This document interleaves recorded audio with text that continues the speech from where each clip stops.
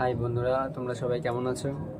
আমার সমস্ত ওই ফেসবুক পেজের বন্ধুদেরকে হ্যাপি নিউ ইয়ার 2025। 2025 সালটা তোমাদের সকলের ভালো কাটুক। আহ, তো আজকে আমি যে বিষয় নিয়ে এসেছি সেটা হচ্ছে একটা স্টোরি, মানে গল্প। তো অনেকে অনেক রকম কন্টেন্ট তৈরি করে, আর আমার তো সময় হয়ে ওঠে না কিছু করার। তো সেই ক্ষেত্রে আজকে ভাবলাম যে তোমাদের সাথে একটু গল্প শেয়ার করা যাক। আর এটা আমি নিজেই মন গড়া এটা গল্পটা।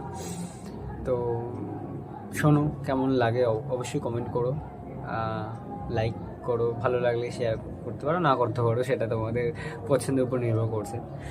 ঠিক আছে, তো শুরু করা যাক। এই 2025-এর, মানে গল্পটা আমি এই বছর দিয়েই শুরু করছি। 2025-এর প্রথম দিন। তো একটা ছেলে, মানে সে সকালবেলায় উঠে মর্নিং ওয়াকে যায়, ওয়ার্ক বলে দিয়েছি, মর্নিং ওয়াকে যায়। এবং দেন তারপরে তারা বন্ধুরা মিলে চায়ের দোকানে আড্ডা মারে।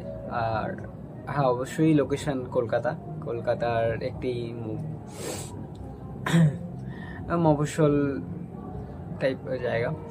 তো তারা ঠিক করে যে নতুন বছরে কোনো একটা জায়গায় ঘুরতে যাবে। ঠিক আছে, তো সবাই মিলে ঠিক করা হলো যে শহরের মধ্যে দীর্ঘদিন কাজকর্ম পড়াশুনো করতে করতে একটা বোরিং ব্যাপার চলে আসে। তো সেই ক্ষেত্রে গ্রামের দিকে তারা ঘুরতে যাবে।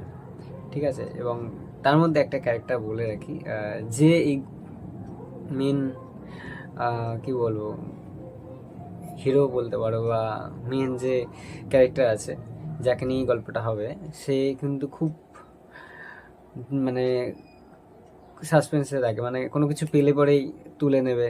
ঠিক আছে, রাস্তা থেকে তুলে নেবে, কুড়িয়ে দেখবে কি। ঠিক আছে, এই জিনিসটা তার মধ্যে আছে। তো শুরু করি।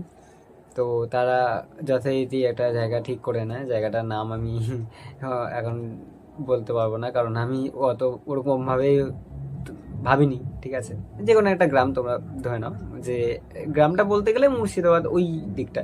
ঠিক আছে, পাহাড়ি জায়গা আছে, নদী আছে। তো তারা রীতিমতন রবিবার একটা দিন ফিক্স করে যে সবার ছুটি আছে, যাবে বন্ধুরা।